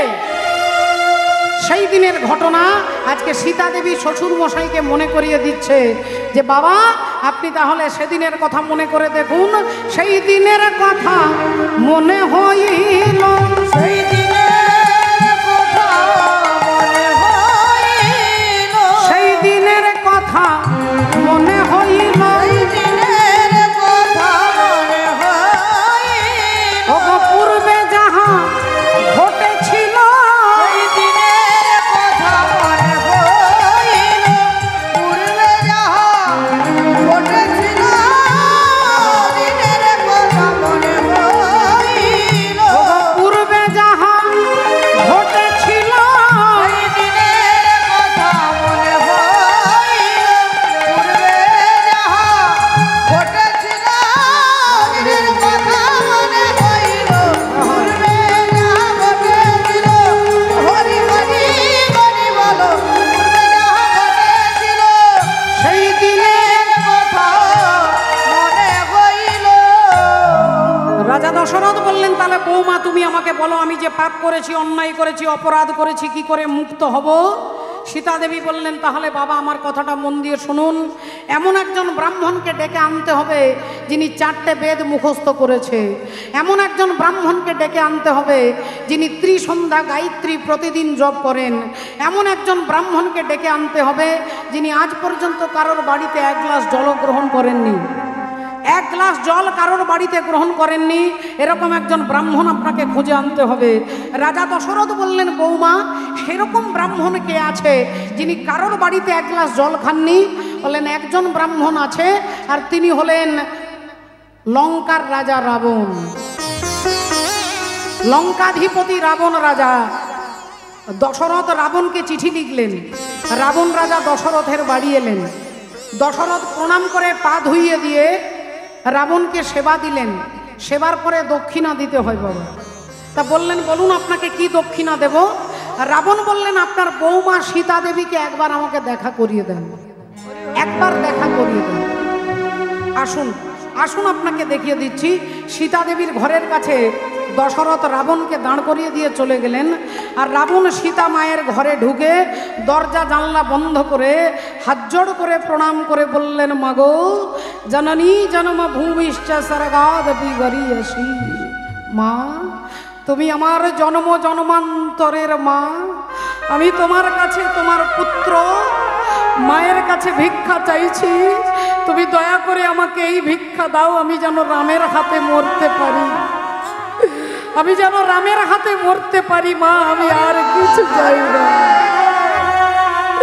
আমি রামের হাতে যেন মরতে পারি, আর তোমার কাছে কিছু চাই না। সীতা দেবী বললেন বাবা তাহলে আপনি একটু দাঁড়ান, আমি আমার স্বামীকে ডেকে নিয়ে আসি। রামচন্দ্র এসে দাঁড়ালেন, রাবণকে প্রণাম করলেন। রাবণ বললেন প্রভু আমি তোমার কৃপা পেতে চাই, বলো কি করতে হবে? রামচন্দ্র বললেন যদি আমার কৃপা পেতে চাও তাহলে আগে আমার সীতার কৃপা পেতে হবে, গোবিন্দের কৃপা যদি পেতে চাও তাহলে আগে রাধার কৃপা পেতে হবে। আপনারা বৃন্দাবনে গিয়ে দেখবেন সারা বৃন্দাবন রাধে রাধে রাধে বলছে, কেন? বলে গোবিন্দের কৃপা পাওয়ার জন্য। রাধা রানীর কৃপা না হলে গোবিন্দের কৃপা হবে না, সীতা দেবীর কৃপা না হলে রামের কৃপা হবে না, দুর্গার কৃপা না হলে বাবা ভোলেনাথের কৃপা হবে না। তাহলে রাবণ বললেন বলো প্রভু কি করলে মায়ের কৃপা পাবো? রামচন্দ্র বললেন আর কয়েকদিন পরে আমরা 3 জন 14 বছরের জন্য বনবাসে চলে যাব, 3 জন চলে যাব বনবাসে 14 বছরের জন্য। সেদিন কথা দিচ্ছি হে রাজা দশানন, এই 14 বছরের মধ্যে 11 মাস আমি আমার সীতাকে তোমার লঙ্কায় পাঠিয়ে দেবো। 11 মাসের মতো সময় আমি আমার সীতাকে তোমার লঙ্কায় পাঠিয়ে দেব, তুমি এসে আমার সীতাকে হরণ করবে, আমার অনুমতি দেওয়া রইল। তুমি সীতা হরণ করবে, সবাই জানবে যে রাবণ সীতা হরণ করেছে, কিন্তু ভক্তরা জানবে যে রামচন্দ্রের অনুমতিতেই রাবণ রাজা সীতা দেবীকে হরণ করেছে। বাবা সমস্ত ঘটনা বাবা ভোলেনাথ জানে। তাই ভোলেনাথ জানে যে যে রামের অনুমতিতে রাবণ রাজা সীতা দেবীকে তুলে নিয়ে গেছে, সেই রাম একটা গাছকে জড়িয়ে ধরে কাঁদছে আর বলছে আমার সীতা কোথায়। একটা পাখিকে জিজ্ঞাসা করছে আমার সীতা কোথায়, একটা হরিণকে জিজ্ঞাসা করছে আমার সীতা কোথায়। তাহলে এটা অনেকটা সিনেমার মতো হয়ে যাচ্ছে না? সিনেমা দেখতে দেখতে অনেকে কেঁদে ফেলেন। সিনেমায় প্রসেনজিৎ মারা গেছে, আপনি টিভি দেখছেন, আপনি কাঁদছেন, কিন্তু প্রসেনজিতের যিনি স্ত্রী কলকাতায় বসে আছে তিনি কিন্তু কাঁদবে না। কেন? কারণ তিনি জানে যে ওটা অভিনয়, সত্যির মরেনি। তাই বাবা ভোলেনাথ হাসছে, রামচন্দ্র কাঁদছে। ভোলেনাথ জানে যে রামচন্দ্র এটা অ্যাক্টিং করছে, লীলা করছে, অভিনয় করছে। তাই বাবা ভোলেনাথ হাতে তালি দিয়ে হাসছে। আর অমনি মা সতী সঙ্গে সঙ্গে চ্যালেঞ্জ করছে। দেখুন, দক্ষ রাজার মেয়ে তো, দক্ষ, সেই দক্ষ প্রজাপতির মেয়ে হচ্ছে সতী। আর সতী কথায় কথায় তর্ক করে। তাই মা সতী বলে উঠল, স্বামী আমার মনে হচ্ছে আপনার রাম কোনো ভগবানই নয়। যে সারা রাত্রি রামের কথা শুনেছি অগস্ত্য ঋষির আশ্রমে, সেই রাম আর এই রাম মনে হয় আলাদা। শিব ঠাকুর বললেন, না না না, যে রামের কথা শুনেছ সেই রাম আর এই রাম দুজনে একই। মা সতী বললেন, তাহলে রাম কোনো ভগবান নয়, কারণ যে ভগবান হবে সে অন্তর্যামী হবে। তাহলে এই রাম মনে হচ্ছে অন্তর্যামী নয়, কারণ অন্তর্যামী হলে বুঝতে পারবে যে রাবণ সীতাকে তুলে নিয়ে গেছে। ইনি জানেন না বলেই তো গাছকে জিজ্ঞাসা করছে, ইনি জানেন না বলেই তো হরিণকে, হাতিকে, পাখিকে জিজ্ঞাসা করছে। তাহলে আমার মনে হচ্ছে রাম কোনো ভগবান নয়। আমি চ্যালেঞ্জ করে বলতে পারি, শিব ঠাকুরকে বলছে, আমি চ্যালেঞ্জ করে বলতে পারি আমি তোমার রামের কান্না বন্ধ করে দেব। আমি চ্যালেঞ্জ করে বলছি, আমি প্রমাণ করে দেব রাম কোনো ভগবান নয়। এ কথা যেই বলেছে বাবা ভোলেনাথ বললেন, সতী তোমাকে মায়া আক্রমণ করেছে, তাই সাবধান হয়ে যাও। মা সতী কোনো কথা শুনলেন না, সঙ্গে সঙ্গে তিনি সীতা সাজলেন। বাবু আর সতী সাজলেন সীতা। আর সীতা দেবী সেজে রামচন্দ্র যে জঙ্গলে কান্নাকাটি করছিলেন, ওই রামচন্দ্রের আগের দিকে দাঁড়িয়ে বলছে, বলি এই তো আমি এসে গেছি, এই তো আমি এসে গেছি, এই তো আমি এসে গেছি, এই তো আমি এসে গেছি, আর কাঁদিতে হবে না গো, এই তো আমি এসে গেছি, আর কাঁদিতে হবে না গো, এই তো আমি এসে গেছি, আর কাঁদিতে হবে না গো, এই তো আমি এসে গেছি, আর কাঁদিতে হবে না গো, হাসিতা হাসিতা বলে, আর কাঁদিতে হবে না গো, হাসিতা হাসিতা বলে, আর কাঁদিতে হবে না গো, এই তো আমি এসে গেছি। এবার মা সতী সেজেছে সীতা, সীতার মতো রং, সীতার মতো ঢং, সীতার মতো চুল, সীতার মতো কাপড়, সব সীতার মতো সেজে আর রামচন্দ্রের আগের দিকে দাঁড়িয়ে বলছে, স্বামী আপনি কাঁদবেন না, আমি আপনার সীতা, আমি চলে এসেছি। আমি পরীক্ষা করছিলাম আপনি আমাকে কত ভালোবাসেন, আমি গাছের আড়ালে লুকিয়েছিলাম, এই দেখুন আমি চলে এসেছি, আপনি আর কাঁদবেন না, আর কাঁদবেন না, রাধে রাধে। আর যেই সতী ভাবছে, অমনি ভগবান রামচন্দ্র দুহাত দিয়ে চোখের জলটা মুছে নিচ্ছে, দুহাত দিয়ে চোখের জলটাকে মুছে নিচ্ছেন। আর যেই চোখের জলটা মুছে নিয়েছেন, সতী মনে মনে ভাবছে আমি চ্যালেঞ্জে জিতে গেছি, আমি চ্যালেঞ্জে জিতে গেছি, আমার স্বামীকে চ্যালেঞ্জ করে এসেছি যে আমি তোমার রামের কান্না বন্ধ করে দেবো, আমি স্বামীকে বলে এসেছি যে রাম কোনো ভগবান নয়, প্রমাণ করে দেবো। রামচন্দ্র দুহাত দিয়ে চোখের জলটাকে মুছে নিলেন, আর ওই দুহাত দিয়ে হাত জোড় করে বলছেন, মা তুমি আমার প্রণাম নাও, তোমার স্বামী ভোলেনাথ ভালো আছে তো?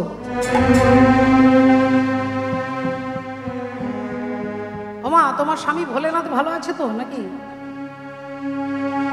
এবার সতী মনে মনে চিন্তা করছে, তাহলে মনে হয় বিউটি পার্লারে কোনো ভুল করেছে, কারণ আমি 2500 টাকা খরচা করে সতী সেজে এসেছি, আমি সীতা সেজেছি, তাহলে নিশ্চয়ই পার্লারে কোথাও ভুল করেছে। চারিদিকে তাকিয়ে দেখছে যে না, আমি তো সীতার মতোই সেজেছি, তাহলে ইনি আমাকে প্রণাম করছে আর বলছে তোমার স্বামী ভোলেনাথ ভালো আছে তো? মানে আপনি কি কি কি কি কি করে জানলেন যে আমি সীতা নই? রামচন্দ্র বললেন, মা, যিনি আমার সীতা তিনি রামের আগের দিকে দাঁড়ায় না, তিনি রামের পেছনে দাঁড়ায়। হরি হরি বল। সীতা রামের পেছনে থাকে আর সীতা দেবীর পেছনে থাকে লক্ষণ। তাহলে পিছন দিক থেকে যদি আমরা যাই তাহলে আগে পাবো লক্ষণ, তারপরে পাবো সীতা, তারপরে পাবো রাম। কেন? এর কারণটা কি? আগে হচ্ছে গুরু, আগে গুরু তত্ত্ব, আগে গুরু হচ্ছে লক্ষণ, আর গুরুর পরে হচ্ছে ভক্তি, হচ্ছে সীতা। তাহলে গুরুর কৃপার পরে ভক্তি, আর ভক্তির পরে ভগবান। তাহলে তুমি কেমন সীতা যে তুমি রামের আগের দিকে দাঁড়িয়ে আছো? মা, এই যেই বলেছে উনি মা সতী তাড়াহুড়ো করে পালিয়ে আসছে, আর এদিকে বাবা ভোলেনাথ চোখ বন্ধ করে দেখছিলেন, টিভি দেখছিলেন আর কি। রাধে রাধে, ওখানে কি হচ্ছে? যেই সতী এসে দাঁড়িয়েছে উনি ভোলেনাথ মুচকি হেসে বললেন, সব ঠিক আছে তো? সব ঠিক আছে? হ্যাঁ, সব ঠিক আছে। কি হলো? কি আর হবে? আপনি যাকে দিন রাত্রি প্রণাম করেন সে তো আমাকে প্রণাম করলো, আপনি যাকে প্রণাম করেন সে আমাকে প্রণাম করলো। ভোলেনাথ বললেন, আচ্ছা তারপর কি হলো? বলে, তারপর কি হবে? আমি আপনার কাছে চলে এলাম, আর চলে এলাম বলে দিয়ে যাই মা সতী স্বামীর বাম দিকে বসতে যাবে। স্বামীর বাম দিকে স্ত্রী বসে, প্রতিদিন বসে, সারাক্ষণ বসে, সারা জীবন বসে।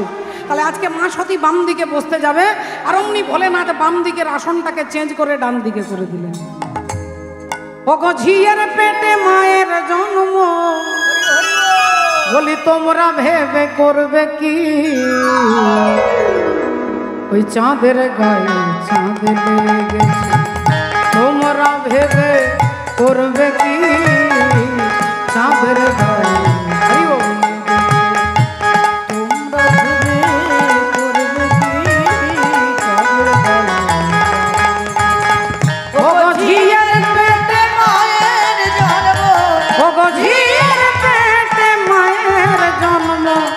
তোমরা ভেবে করবে কি? উলুধ্বনির গায়ে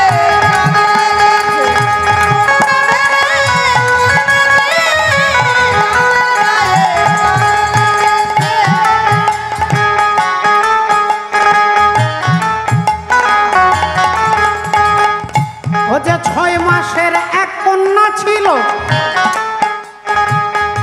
আর 9 মাসে তার গর্ভ হলো গো।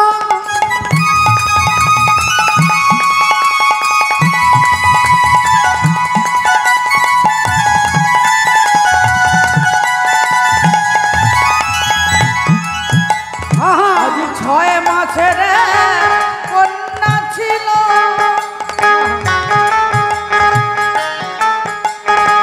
আর 9 মাসে তার গর্ভ হলো ও গো। 11 মাসে 3টি সন্তান, 11 মাসে 3টি সন্তান, ও গো 11 মাসে 3টি সন্তান। 11 মাসে 3টি সন্তান। বলি কোনটা করবে ফকিরি? চাঁদের গায়ে চাঁদ লেগেছে, কন্যা ভেবে করবে কি? চাঁদের গায়ে চাঁদ লেগেছে, চাঁদের গায়ে চাঁদ লেগেছে।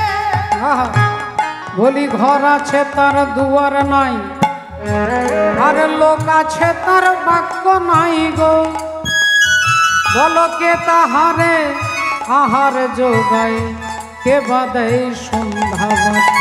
আজ কে তাহারে আহার যোগায়, কে বাদে সন্ধ্যাবাতি? ভক্তিমতী মায়েরা দেখুন বলছে ঘর আছে কিন্তু দরজা নেই, জানালাও নেই। ঘর আছে তার দুয়ার নেই, কোনো দরজা নেই। রাধে রাধে। সেটা কি? বলে যে ডিম, পাখির ডিম, হাঁসের ডিম, সমস্ত পাখিদের ডিম, ডিমের মধ্যে দরজাও থাকে না, জানালাও থাকে না, কিন্তু ভেতরে একজন থাকে। ফকির লালন ভেবে বলে, দেখো ছেলে মরে মাকে ছুলে গো।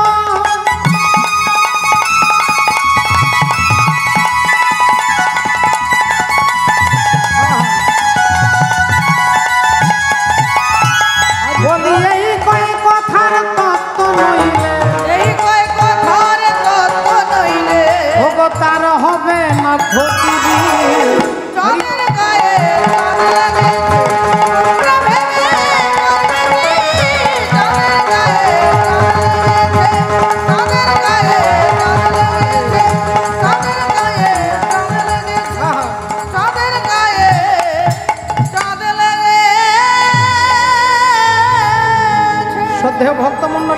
ভক্তিমতী মায়েরা, তাহলে আসুন আজকে দেখুন কি হয়েছে।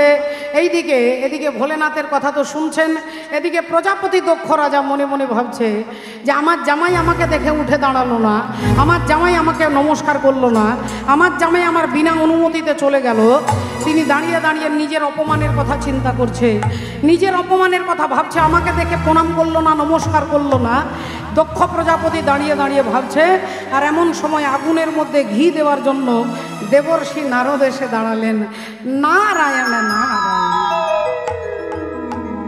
তা প্রজাপতি দক্ষ রাজা, আপনার মুখের দিকে দেখে মনে হচ্ছে আপনি কোনো চিন্তার মধ্যে আছেন, ভীষণ একটা চিন্তাতে আছেন। কি হয়েছে আপনার? দক্ষ রাজা বললেন, আর বলবেন না, ভৃগুমুনির যজ্ঞে গিয়েছিলাম, আমাকে দেখে সবাই উঠে দাঁড়ালো, কিন্তু আমার জামাই ওই ভাঙড় ভোলা শিব আমাকে দেখে উঠেও দাঁড়ালো না, নমস্কারও করলো না, বিনা অনুমতিতে বেরিয়ে চলে গেল। এটা তো বিশাল বড় অপমান করলো না আমাকে। তা নারদ মুনি বললেন, বেশ তো, আপনাকে যখন অপমান করেছে আপনিও তাকে একটা অপমানের ব্যবস্থা করুন, আপনিও তাকে অপমান করুন। আপনাকে অপমান করেছে, আপনি ছেড়ে দেবেন কেন? আপনিও তাকে অপমানের ব্যবস্থা করুন। আপনার বাড়িতে বিরাট বড় একটা যজ্ঞ করবেন, আর সেই যজ্ঞে সবাইকে নেমন্তন্ন করবেন, শুধু ভোলেনাথকে বাদ দিয়ে দেবেন। ভোলেনাথকে বাদ দিয়ে দেবেন, তাহলে তার অপমান হয়ে গেল। এখন দক্ষ প্রজাপতি ভাবছে, তাহলে নারদ মুনি আমার হয়ে, আমার দলের হয়ে কাজ করছে, আমার দলের হয়ে, আমার দলে ঢুকেছে, রাধে রাধে, আমার হয়ে কথা বলছে। এটা দক্ষ প্রজাপতি ভাবছে। আর নারদ মুনি বলছে, আজকে আমি তোমারও দলে নই আর কারোর দলে নই, আমি হলাম ধর্মের দলে। ব্যাপারটা কি? বলে, দুই ভাই গেছে মেলা দেখতে, রামু আর শামু। দুই ভাই মেলা ঘুরতে ঘুরতে ঘুরতে সন্ধে হয়ে গেছে, প্রচণ্ড খিদে পেয়েছে। বড় দাদা ছোট ভাইকে বলে, ভাই দেখ তো তোর পকেটে ক টাকা আছে। ভাই বলল, দাদা পকেটে 1 টাকাও নেই। কেন, তোমার নেই? দাদা বললেন, আমারও পকেটে 4 আনা নেই। তাহলে কি করবো দাদা, খিদে পেয়েছে, চলো ঘরে গিয়ে মুড়ি খাবো। দাদা বললেন, ঘরে গিয়ে মুড়ি খাবো না, এই মেলাতে, এই বাজারে, এই দোকানে আমি জিলিপি খাবো। ভাই বলল, দাদা খাবে কি করে, 1 টাকাও পকেটে নেই, আর তুমি জিলিপি খাবে কি করে? দাদা বলল, চল না বিনে পয়সায় খাবো। ভাই বলল, দাদা বিনে পয়সায় খাবো, তারপরে মার খেতে হবে। দাদা বলে, আরে চল না, যা হবার হবে। ভাই বলল, দাদা আমার মার খাওয়ার ইচ্ছে নেই, তুমি যাও। ভাই একটু দূরে দাঁড়িয়ে আছে, দাদা চলে এসেছে দোকানে। দাদা জিলিপি কত? 225 টাকা। দেন তো দাদা, তাড়াতাড়ি দেন, খুব খিদে পেয়েছে।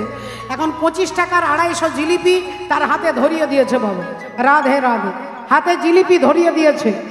ভক্তমণ্ডলী, ভক্তিমতী মায়েরা, এখন যেই হলেছে মা, অমনি জিলিপির ঠোঙা ধরিয়ে দিয়েছে, জিলিপি খাচ্ছে, আর ভাইকে দেখিয়ে দেখিয়ে খাচ্ছে, খাচ্ছে আর দেখাচ্ছে যে দেখ আমি বিনে পয়সায় খাচ্ছি, হরি বল। এখন দাদার যে খাচ্ছে, ভাই মনে মনে ভাবছে যে ও যদি বিনে পয়সায় খেতে পারে, তাহলে আমিও বিনে পয়সায় খাবো। এখন ভাই চলে এসেছে, হরি বল, রাধে রাধে। আর চলে এসে দোকানদারকে বলছে, দাদা জিলিপি কত? বলে 225 টাকা। তা দেন তো দাদা। এখন দোকানদার তাকেও দিয়েছে। এখন ভাইও জিলিপি খাচ্ছে, দাদার খাওয়া হয়ে গেছে। দাদা হাত ধুয়ে সোজা বেরিয়ে চলে যাবে, অমনি দোকানদার দেখে চিৎকার করে ডাকছে, এই যে দাদা, এদিকে আসুন, আপনি বিনা পয়সায় খেয়ে বেরিয়ে চলে যাচ্ছেন, পয়সা দিয়ে যান। আর রামু অমনি বলে উঠল, আচ্ছা আচ্ছা ঠিক তো, আমি তো ভুলে যাচ্ছিলাম, আমি আপনাকে 30 টাকা দিয়েছি, 5 টাকা ফেরত দেন। 30 টাকা দিয়েছি, 5 টাকা আমাকে ফেরত দেন। দোকানদার বললেন, দেখুন দাদা, মিথ্যে কথা বলবেন না, একবারে মিথ্যে কথা বলবেন না, আপনি আমাকে 1 টাকাও দেননি। রাধে রাধে। যেই বলেছে অমনি দোকানদার বলছে, কি আপনি মিথ্যেবাদী, আপনি আমাকে টাকা দিয়েছেন? আর রামু বললেন, আমি আপনাকে 30 টাকা দিয়েছি। এখন দোকানদারের সঙ্গে রামুর তুমুল ঝগড়া শুরু হয়ে গেছে, এর মধ্যে শামুর খাওয়া হয়ে গেছে। তিনি ভাবলেন, এবার আমি কি বলবো, আমি কি বলে কি করে নিজেকে কি বলা যায়। এখন শামু হাতটা ধুয়েছে, আর অমনি দোকানদার তাকে ডেকেছে, এই যে দাদা, এদিকে আসুন তো দাদা, এটা আসুন না, আপনি বলে দিন তো দাদা, এই ভদ্রলোক কি আমাকে 30 টাকা দিয়েছে? শামু সঙ্গে সঙ্গে বলছে, ঠিক আছে ঠিক আছে, আপনার সমস্যার সমাধান পরে করব, আগে আমার 5 টাকাটা মনে আছে তো নাকি? আমার 5 টাকাটা মনে আছে তো? আমি আপনাকে 30 টাকা দিয়েছি, 5 টাকা ফেরত দেবেন তো নাকি? না আমাকে ওই একই কেসে ঢুকিয়ে দেবেন? দোকানদার মনে মনে ভাবে, যদি বলি এও পয়সা দেয়নি, এও পয়সা দেয়নি, পাবলিক আমাকে বিশ্বাস করবে না। তাড়াতাড়ি দোকানদার বলছে, হ্যাঁ দাদা, আপনারটা মনে আছে, আপনি 30 টাকা দিয়েছেন, এই নিন 5 টাকা ফেরত দিন। শামুকে 5 টাকা দিয়েছে, 5 টাকা পকেটে রেখেছে। দোকানদার বলছে, এইবার বলুন দাদা, এই ভদ্রলোক কি আমাকে 30 টাকা দিয়েছে? শামু তখন বলছে, মা কালীর দিব্যি করে বলছি, যেমন আমি দিয়েছি তেমনি উনিও দিয়েছে। যেমন আমি দিয়েছি মানে আমিও দিইনি আর উনিও দেননি, আমিও দিইনি উনিও দেননি। এটা কিন্তু মিথ্যে কথা নয়, আবার এটা সত্যি কথাও নয়। ইনি বলছেন যেমন আমি দিয়েছি তেমনি উনি দিয়েছে, মানে আমিও দিইনি উনিও দেননি। তাই দেবর্ষি নারদ বললেন, আমি তোমার হয়েও বলবো না, আমি কারোর হয়ে বলবো না, আমি ধর্মকে রক্ষা করে বলবো। তাহলে আপনিও একটা বিরাট বড় যজ্ঞ করুন, যজ্ঞে সবাইকে নেমন্তন্ন করবেন, শুধু ভোলেনাথকে বাদ দিয়ে দেবেন। এখন প্রজাপতি দক্ষ রাজা সমস্ত চিঠি লিখে দিচ্ছে দেবতাদের নামে। যেথা প্রজাপতি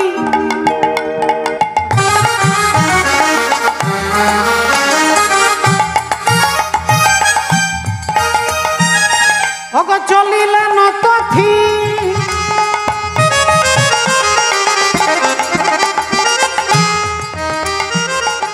যেথা প্রজাপতি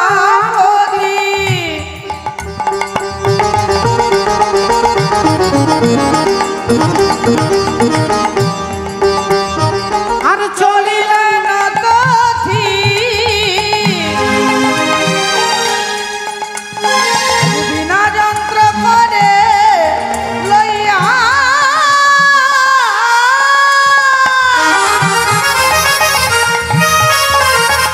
অগ বিনাই তান ধরি আর সবে মুগ্ধ করি বমু পথে চলে ধাইয়া। বিনাই কান ধরি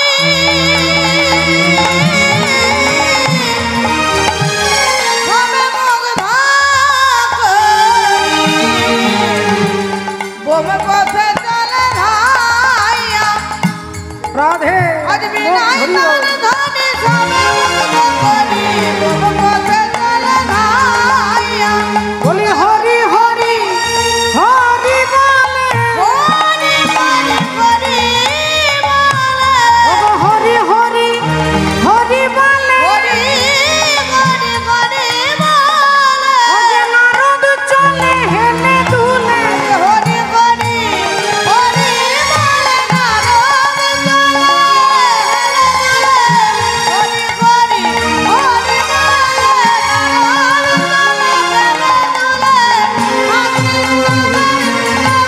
হৃদয় গৌর সীতানাথ প্রেমানন্দে।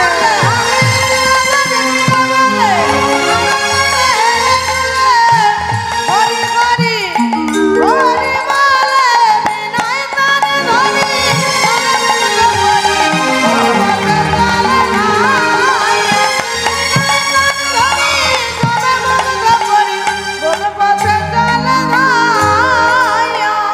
মাননীয় ভক্তমণ্ডলী ভক্তিমতী মায়েরা, আজকে দেবর্ষি নারদ তিনি নাম করতে করতে সবার ঘরে ঘরে চিঠি দিয়ে দিলেন। শুধু বাদ পড়ে গেল বাবা ভোলেনাথের বাড়ি। দেখুন, তাতে তার কিছু যায় আসে না, ভোলেনাথের কিছু যায় আসে না মা, তিনি নামকে আশ্রয় করেছে। আর নামকে যিনি আশ্রয় করেন তাহলে তার মধ্যে কোনো মান অভিমান কিছুই থাকে না। আর যদি কারোর থাকে তাহলে তিনি নামকে ধরতে পারেননি, নাম আশ্রয় করতে পারেননি, তাই তার ভেতরে মান আছে, অভিমান আছে, অহংকার আছে। আর বাবা ভোলেনাথ বলে তার কোনো মানও নেই, অভিমানও নেই। একদিন কি হয়েছে, ভগবান শ্রীকৃষ্ণচন্দ্র অর্জুনকে বলছে, অর্জুন যাও তো ওই জঙ্গল থেকে, জঙ্গলে পদ্ম ফুল ফুটে আছে, নিয়ে এসো তো, যাও তো যাও তো। এখন অর্জুন ছুটে যাচ্ছে পদ্ম ফুল আনবার জন্য। মা, পদ্ম ফুল আনবার জন্য অর্জুন ছুটতে ছুটতে যাচ্ছে, দেখছেন চারিদিকে কদলি, কলার বন আছে, কলার জঙ্গল, কলা গাছ, আশেপাশে কেউ কোথাও নেই, শুধু দেখছে কতগুলো পদ্ম ফুল ফুটে আছে। এখন কৃষ্ণের পুজো হবে বলে ফুল ফুটে আছে।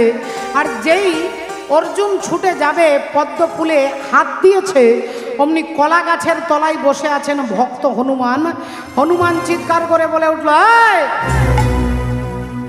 এই ফুলে হাত দিচ্ছ কেন? তুমি জানো এটা আমার রামের সেবার জন্য এই ফুল আমি ভালো করে আমি এখানকার রক্ষণাবেক্ষণ করি, তাই এই ফুল তুমি নিয়ে যেতে পারো না। অর্জুন বলছেন, আমি কৃষ্ণের জন্য নিয়ে যাচ্ছি। এখন অর্জুন যেই বলেছে আমি অর্জুন, আর হনুমান বলছে আমি রাম ভক্ত হনুমান, দুজনে বললেন আচ্ছা তাহলে আসুন দুজনে একটু গল্প করি, দুজনে একটু কথা বলি। এখন হনুমান আর অর্জুন পাশাপাশি বসেছে। অর্জুন বলছেন আপনি আগে বলুন, আর হনুমান বলছে আপনি আগে বলুন। এখন অর্জুন কৃষ্ণের কথা শোনাচ্ছে, কিভাবে জন্ম হলো, তারপরে কিভাবে কারাগারে গেল, তারপরে কি করে বৃন্দাবনে গেল, তারপরে পুতনাকে বধ করলো, অগাসুর বকাসুর বধ করলো বললেন অর্জুন। এরপরে হনুমান বলছেন রামের কথা, কিভাবে জন্ম হলো, কিভাবে বড় হলো, কিভাবে বনবাসে গেলেন। এই কথা বলতে বলতে বলছে সমুদ্র পার হওয়ার জন্য ভগবান রামচন্দ্র পাথরের দ্বারা ব্রিজ তৈরি করেছিলেন, যা আজকের বিজ্ঞান আবিষ্কার করেছে। সমুদ্রের তলায় বিশাল যে সুন্দর দ্বারকাপুরী, এখন সেটা রাধে রাধে। আপনারা যদি ইচ্ছে করেন সেই দ্বারকাপুরী দর্শনও করতে পারেন, সেরকম ব্যবস্থা মোদী সরকার করেছেন।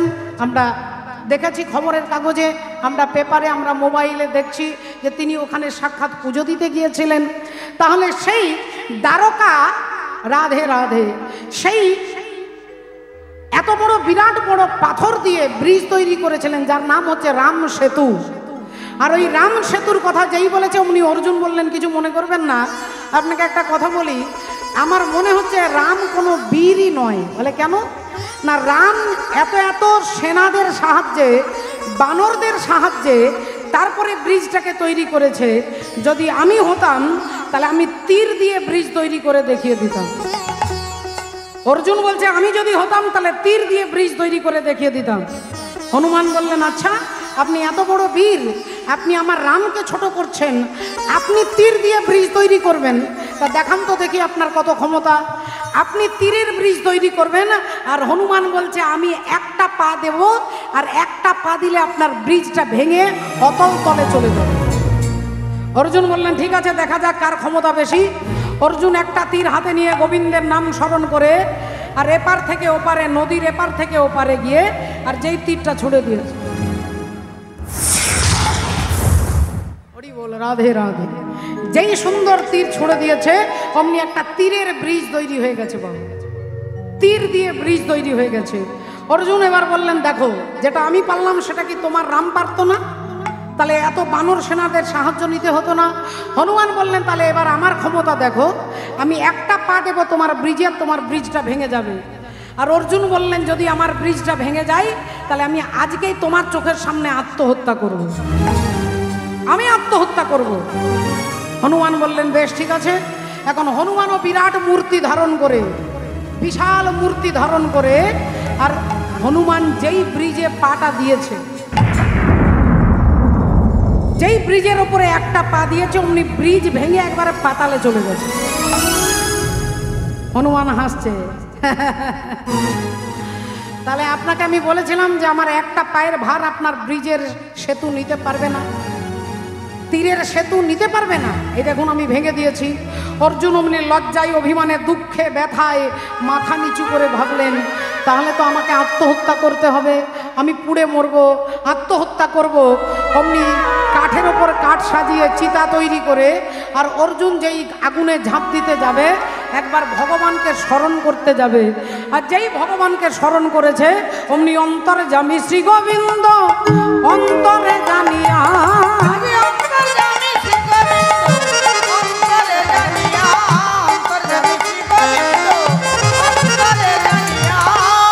অর্জুনের সম্মুখেতে দাঁড়ালো আসিয়া, অর্জুনের সম্মুখেতে দাঁড়ালো আসিয়া, অর্জুনের সম্মুখেতে দাঁড়ালো আসিয়া।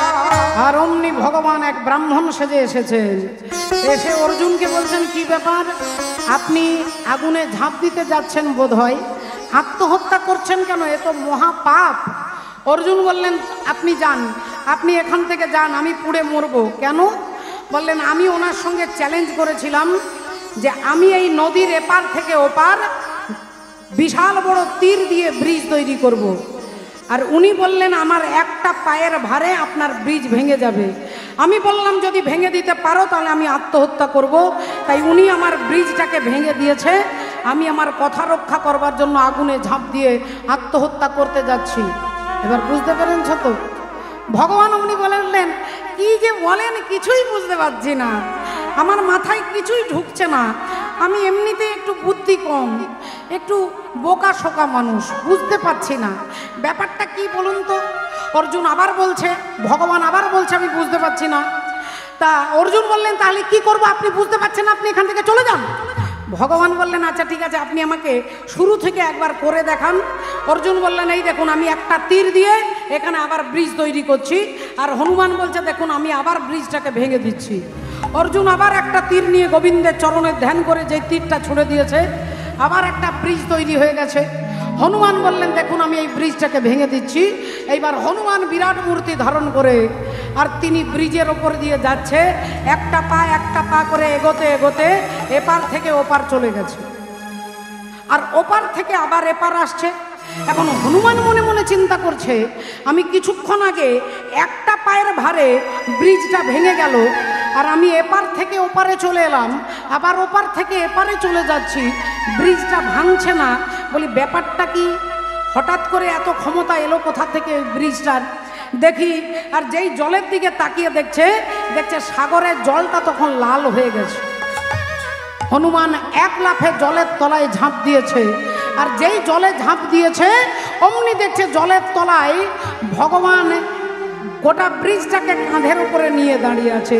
দেখে স্বয়ং ভগবান দাঁড়াইয়ে আছে, স্বয়ং ভগবান দাঁড়ায়ে আছে, স্বয়ং ভগবান দাঁড়ায়ে আছে। বলি ভক্তের মান রাখবে বলে, স্বয়ং ভগবান দাঁড়ায়ে আছে, ভক্তের মান রাখবে বলে। স্বয়ং ভগবান দাঁড়ায়ে আছে, ভক্তের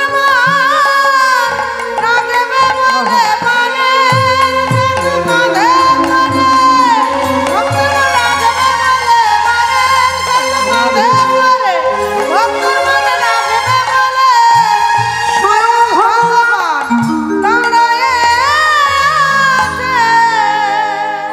ভগবান কৃষ্ণচন্দ্র ব্রিজটাকে কাঁধে নিয়ে দাঁড়িয়ে আছে। তাই হনুমানের ভারে ভগবানের কাঁধে আঘাত লাগছে, রক্ত বেরোচ্ছে, আর সেই রক্তে জলটা লাল হয়ে গেছে। হনুমান জলের তলায় হাত জোড় করে বলছে, দয়াময় তুমি অর্জুনের মান রক্ষা করবার জন্য, অর্জুনের মান রক্ষা করতে গিয়ে তুমি নিজে ব্রিজে জলের তলায় দাঁড়িয়ে ব্রিজটাকে কাঁধে করে নিয়ে দাঁড়িয়ে আছো দয়াময়। ভগবান বললেন, হনুমান আমার ভক্ত অর্জুন তিনি যে আত্মহত্যা করতে যাচ্ছিলেন, তাই তুমি হেরে গিয়ে জিতে গেছো, আর সে জিতে গিয়ে হেরে গেছে। বলো হনুমান তুমি কি চাও? হনুমান বললেন, বলো ঠাকুর, আজকে অর্জুন আমাকে যা বলবে আমি তাই করব। ভগবান বললেন, আজ থেকে তুমি অর্জুনের রথের ওপরে থাকবে। অর্জুনের রথটার নামই হচ্ছে কপিধ্বজ। কপি মানে বানর, কপি মানে হনুমান। অর্জুনের রথের ওপরে সদা সর্বদা হনুমান থাকেন, কুরুক্ষেত্রের যুদ্ধেও, ওই যুদ্ধেও অর্জুনের রথের ওপরে তিনি ছিলেন।